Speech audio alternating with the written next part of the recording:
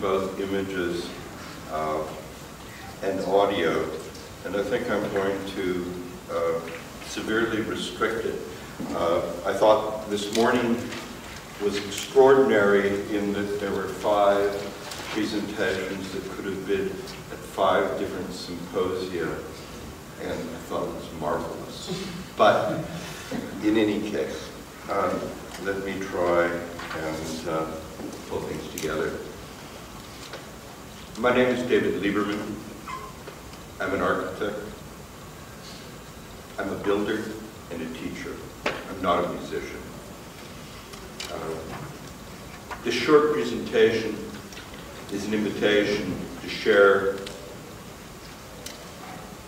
in what I call the performity of space and set forward a territory, perhaps for debate over the next couple of days. Last night, I visited the Drawing Center, and the space and the ideas of Xenakis' thought. It was marvelous.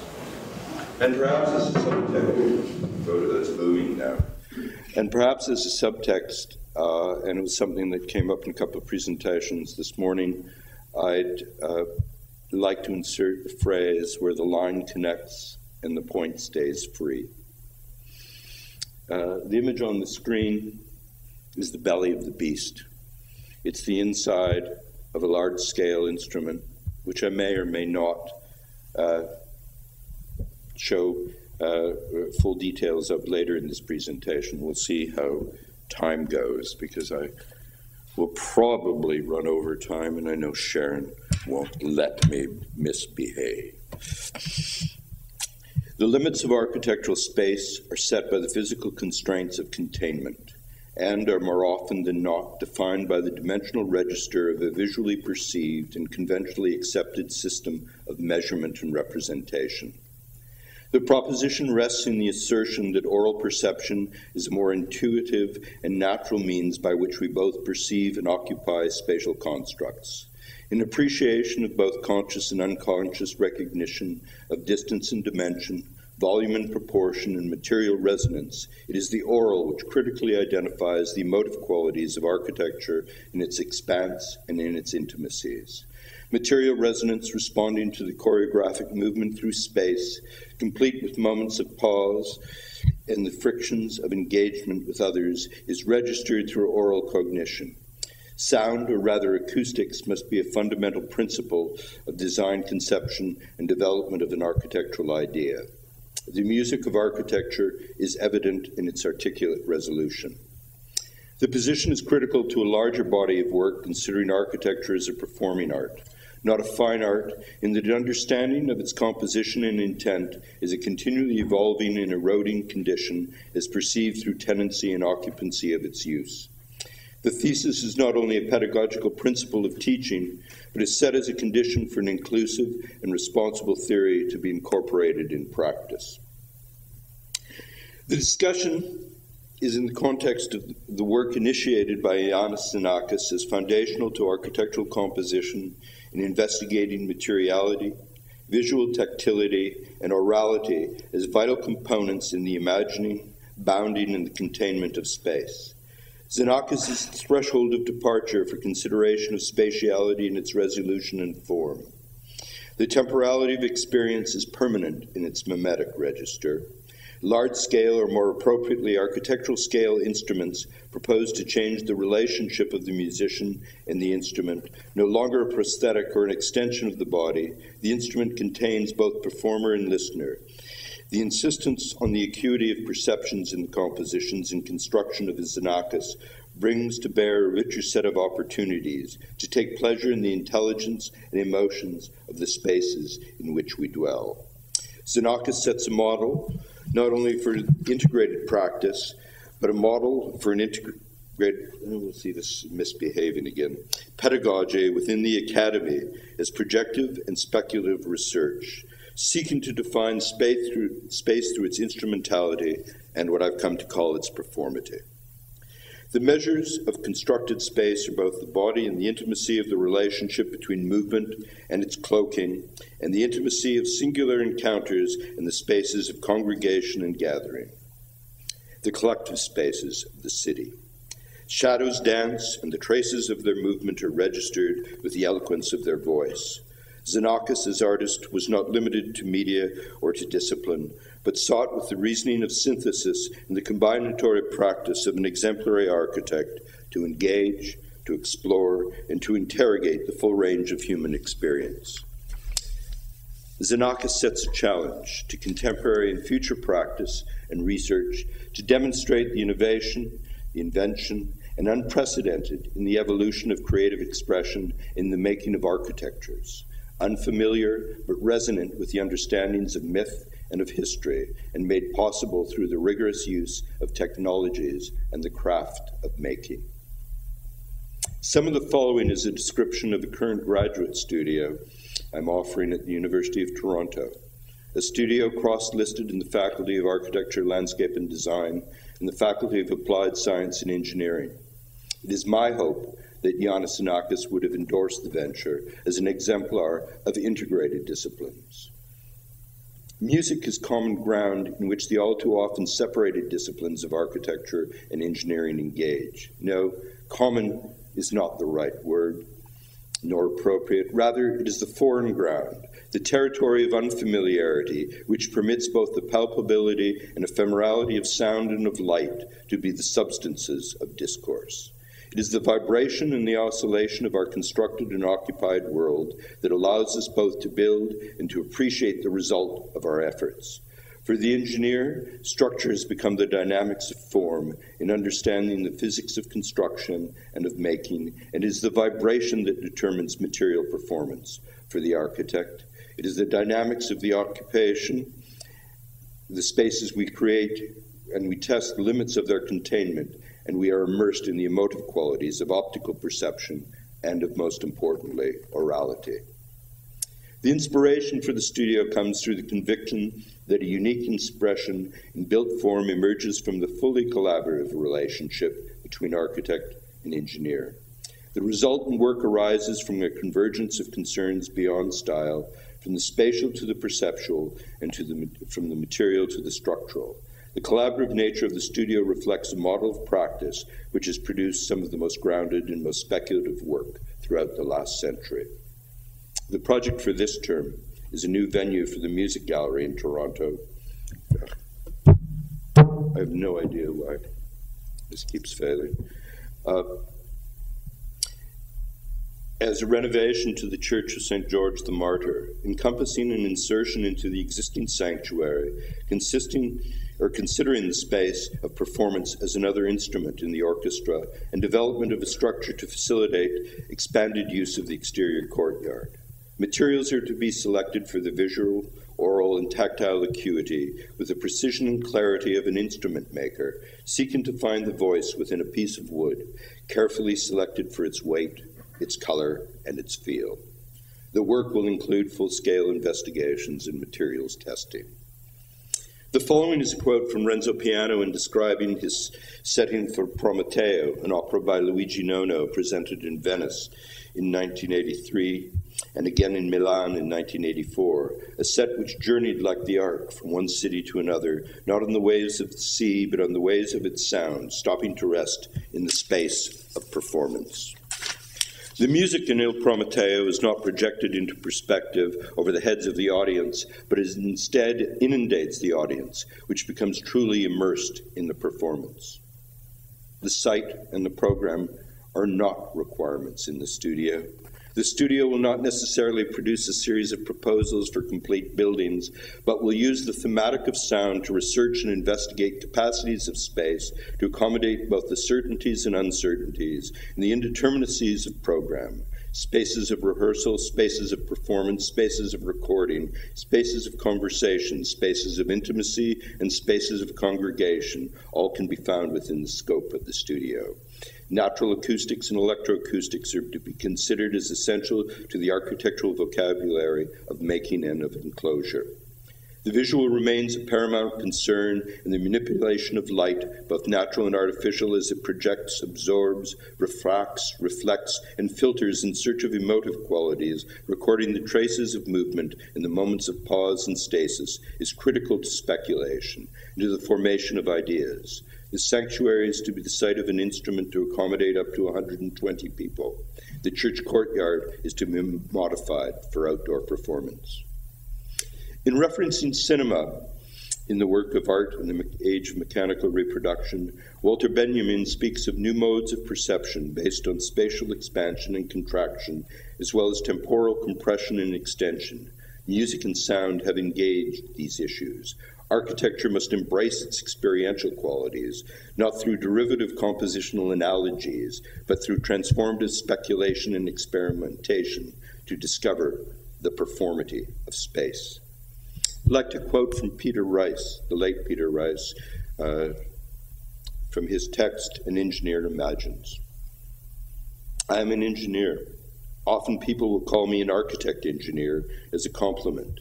It is meant to signify a quality of engineer is more imaginative and design-oriented than a normal engineer. This is because in the minds of the public and other professionals, the engineer is associated with unimaginative, dull solutions. If people find an engineer making original designs, designs in which only an engineer can make, they feel the need to grant him or her a higher accolade, hence architect engineer. It is not that I object to being called an architect engineer. Occasionally it may even be appropriate, but mostly it is not because there is a fundamental difference between the work and the way of working of an engineer and that of an architect or designer. I would distinguish the difference between the engineer and the architect by saying the architect's response is primarily creative, whereas the engineer's is essentially inventive. If then the architectural composition is the creative synthesis of programmatic logic, it requires the craftsman's sensibility of materials and design. The poetic concerns for color, light, and texture, choreographed in spatial sensibilities of sensual delight, reside in the eloquence of built form. To imagine necessitates the aspiration to build. Architects must build with the understanding of the body of the project, the skeleton, the musculature, the tendons and the ligaments, the flesh and the skin, let alone the veils of revealing and concealing in the garments that clothe. Building is an act of argument and debate, not resignation and compromise. The critical exchange between architect and structural engineer is the first of these discussions. It is the philosophical debate of differing intellectual premise that requires the establishment of the studio. The debate is the origin of the project. It is in and of itself the site of the collaboration. The essential forms and elements of classical architecture were derived from the capacity of a material to perform, and in turn from the manner in which humanity could shape and fabricate. Joseph Rickwert suggests that the flutes of a column originate in the shaping of a log with an adze, but is then its resolution in stone mimetic reference or aesthetic conceit. In setting the early direction of the Bauhaus, Walter Gropius turned from Peter Barron's use of industrial design and modern materials to craft methods and traditional materials. Both Mies van der Rohe and Le Corbusier used structure to accentuate aloofness to the lifting and separation of the building from its surroundings. The space of architecture was no longer the space of the earth, striving for a purity of both form and idea. Le Corbusier and Xenakis at Le Couvent de la Tourette gave concrete material appearance to abstract religious ideas. There are many ways to think and many ways to build. What promise is then held by not only the aspiration and the invention, but in the act of making? To build is indeed the question. Or in the words of the poet E. Cummings, oh, to be a metope, now that triglyphs here. Music and architecture have for many years shared a debate and a negotiation, but have, more often than not, resulted in an analogous or graphic representation of the work as a borrowing of compositional strategies with questionable success. The work of Xenakis, architect and composer, engineer, and mathematician, was foundational in seeking to resolutely identify the shared concerns and to begin to articulately resolve these characteristics through techniques of composition as a means to understanding the capacity of a space not only to accommodate the performance, but to test the limits of that space by actively engaging it in the production of sound. Whether it was the music and choreography of Craner for ballet and orchestra, the opera Oresteia, or in the rhythmic spacing of the mullions choreographing the delicate play of light and the pace of movement in the corridor of the ambulatory at La Tourette, Xenakis challenged the listener to engage the space of the modern world. The success and the provocation of the Philips Pavilion in Brussels in 1958 was in no doubt due to Xenakis' understanding of the disciplines of the two credited auteurs, Le Corbusier and Edgar Varèse. This experiment was foundational to his construction of music and to the diatope and the polytopes. The oral perception of spatial conditions was paramount to its character and quality. Sound defined containment. The presence of light and the visual punctuated the clarity of the principal text. Performity. In my life as a practitioner, language is straightforward and or technical. In my life as an academic, it is not always the case. Architects tend to use language in a way that seeks to describe and elucidate with a degree of invention. I am not often guilty of archibabble, which tends to a level of obscuration beyond that of even art speak. A musical colleague raised the question, your use of a neologism, performity is unclear. Does it signify capacity for performance? As used, it speaks not only of the capacity of a space to engage in performance, but rather more particularly to space as an active participant both in the production and engagement of its use. It is not limited to sound. The term, to the best of my knowledge, has not yet found a place in the dictionary. I do, however, remain optimistic. Clearly, the reading of a musician demonstrates the abstracted difference of particularized language, which tends to separate rather than to integrate the disciplines. The term seeks not to confine itself to the idea of space as an instrument. Performity is intended to address architectural space beyond its material physicality and to embrace its emotive character. Architecture must share so many, and music share so many terms in their descriptive criticality.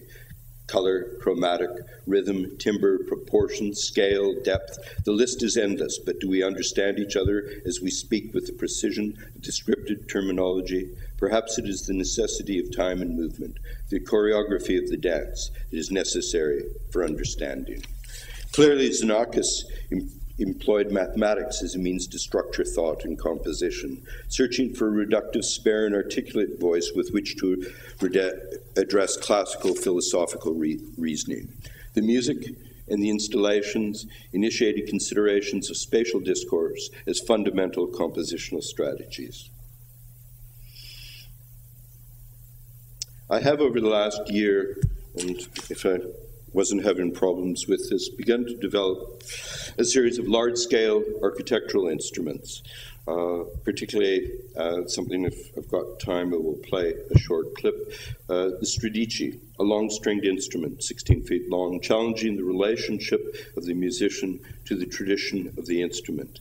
A device or an enabling mechanism which can be embraced by the musician by proposing the instrument is now of a size and scope to engage the musician at an architectural scale in that the vessel can accommodate and contain the players. It is the first in a series of proposed innovations to the design and construction of these instruments of spaces and orality in the production of sound. The Stradici was commissioned by Transpectra, a collective of artists using an alternative tuning system, the Boland-Pierce scale. Boland-Pierce is in a harmonic non-octave scale. Its 13-tone steps fill the framework of the 12th, 3-to-1 proportion. It is meant to permit creation and performance of harmonic music in tonal relationships that are different from traditional scales. The scale can be derived from a purely mathematical approach in keeping with the work of Pythagoras. The instrument is currently constructed as a first phase prototype and premiered at the Open Ears Festival in Kitchener-Waterloo in Canada in April of 2009. It is currently undergoing modifications prior to its participation in the Guthrie Musical Instrument Competition in Atlanta in late February. It is the only acoustic instrument in the competition, and concert performances at the Bowen Pierce Festival of the Boston Microtonal Society in early March.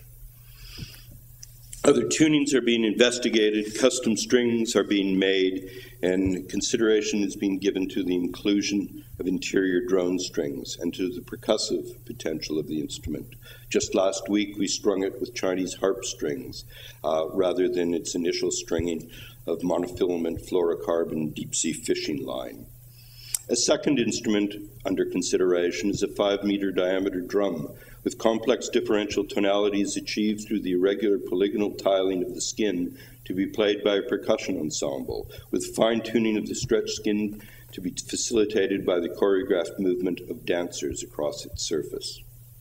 An electroacoustic installation, The Space of Sound, proposed for a gallery installation in Montreal in early fall, is conceived as a 5-meter, 9-square grid, as a microphone, a floor, a piezoelectric fabric laminated to plywood panels to create a floating condition, and a corresponding floating ceiling as speaker, again piezoelectric fabric on aircraft plywood. Both surfaces' independence from the gallery would be enhanced by concealed lighting. The microphone would pick up audible and subaudible frequencies of vibration and sound and project them back into the space of generative origin.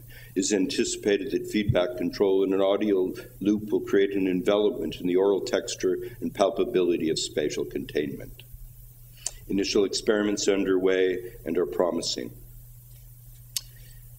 It is hoped that this will be a parallel exhibition to the installation of the show currently at the Drawing Center, which will be traveling to the Canadian Centre for Architecture in Montreal. A third instrument is a proposal for a large-scale landscape installation, the Aeolian Forest, a planting of 156 5-meter tall flutes to be played by the winds, a constructed landscape to be navigated. The release holes of the flutes are located at ear level and will create a layer or variable datum, a sea of sound. Detailed drawings and scale mock-ups are proceeding, investigating several different materials with the intention of producing a scale prototype of several flutes. Listen carefully, but as architects we continue to privilege the visual.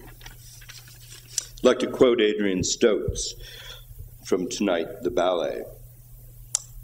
Dancing is specifically an assault upon space, an assault of love, a similar assault to that of the carver upon his stone. Ballet is the most spectacular mode of assaulting space. It is noticeable that not only were these fantasies provoked by sound, but containing them in the projection of a great deal of noise. Even the scenes of my early childhood sustained their life through music, the circulation of traffic. Where there is movement, there is noise, and from the noise we fashion images of movement. In our urban life, sound qualifies visually scenes which are otherwise confusing and meaningless to the eye. What the eye alone might perceive is inhuman to a degree. The arts today, concerned with interrelationship of sound and movement, particularly ballet, are able to draw upon a wealth of life-giving fantasy, which in one form or another is common to millions. But I'm going to have to skip a bit here because I do want to. Now, I could have shown work of the studio. It's the third offering this year, the tradition of this extraordinary opportunity. It's available on the website of both the University of Toronto Architecture School and will soon be at the University of Waterloo, where I also offered a studio last fall. But for these studios, Sharon Cannock's text, Music and Architecture, is the required reading, and listening to the music and watching performances of Xenakis are the thresholds of departure. This is Xenakis, past, present, and most importantly, an extraordinary future. Oh, I might even make the time here and be able to play something for you. Contemporary practice and compositional form no longer of necessity evolved in a relationship to sight and are more often situated in what is perhaps more appropriately described as virtual landscape. As form evolves in the shifting territories of an ephemeral ether, architecture becomes an experiment in identifying parameters in terms of spatial dimension and quality through drawing and through digital scripting in order to understand both oral and visual performity. Space and an understanding of one's perception of space within it need not be defined by the boundaries of physical containment. Issues of perceptual acuity and relational perceptions set the limits of territory and have begun to suggest possible occupations. Arguably, the intensity of visual and oral information destabilizes and defamiliarizes the observer, the listener, and the viewer, setting forth the need for a new set of conditions to establish the sense of location and questioning the need for grounding. The fluidity or variability of context becomes apparent. Architecture need define or set the limits of its capacity for accommodation of tenancy and program. An architecture based on the clarity of observation and the specificity of perception may in fact permit the development of a new and unprecedented and unpredicted manifestation as a containment of space and of desire. Architecture that arises from consideration of the oral in its initial conception will produce not only a clearer understanding of space, but will allow for an exploration of the materiality and tectonic invention by which the sound is bound. Now, I think I've got 5 minutes I can play with. I'll try and do something visual and auditory here. But most importantly, thank you, Sharon. Thank you, Carl. And thank you, Giannis. But let me see if I can restore this back. I'm sorry, there seemed to be, I've lost everything again. It seems not to like me here. Is it?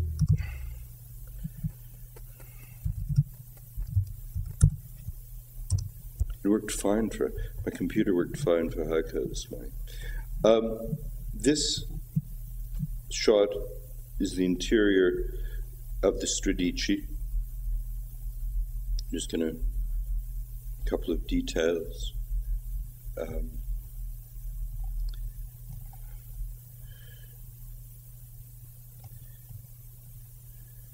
It's a rather large instrument.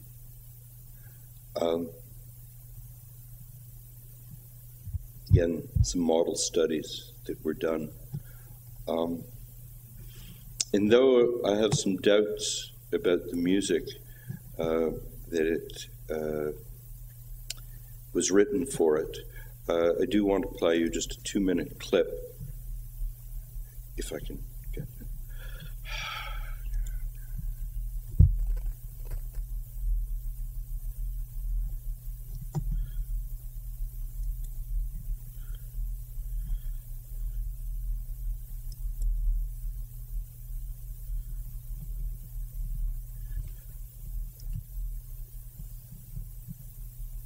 Well, maybe we're not going to get that.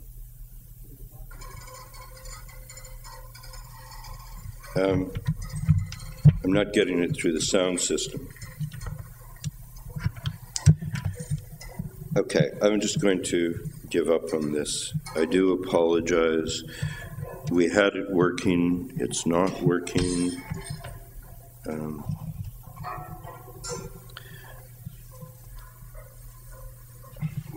All right, then I'm just going to do something else. Well, you don't want to hear it just off my laptop, so let's cancel that. Again, the instrument can be strummed, plucked, bowed, and it seems to have been successful at all of them. But I suppose more importantly, I hope I've established a way in which, as architects, we can sketch in real materials. It's something that so seldom happens in teaching, where everything is a stand-in, everything is a model, everything is a mock-up. And I found in the construction of instruments, it's giving me a laboratory in my practice, and one I hope I can impart in my students. There was an interesting thing this morning as Heiko was presenting the work of the studio, and I think there were 3 very good, very strong projects, but I worried about what I would call the analogous relationship of things that were seen in musical composition, which in fact were merely repeated in a kind of literal way in architectural composition, because I think as we shift from one discipline to another, there remains the responsibility of transformation and of translation. And maybe in concluding, I could say that Xenakis was one of the few, and perhaps the only one I'm aware of, who could move fluidly from one discipline to another. And as an architect, that sets for me an extraordinary ambition, one that I hope I can follow through in my own work, and one that I hope I can impart as an ambition for my students. Anyway, thank you for bearing with me and your patience with my inability to get things working.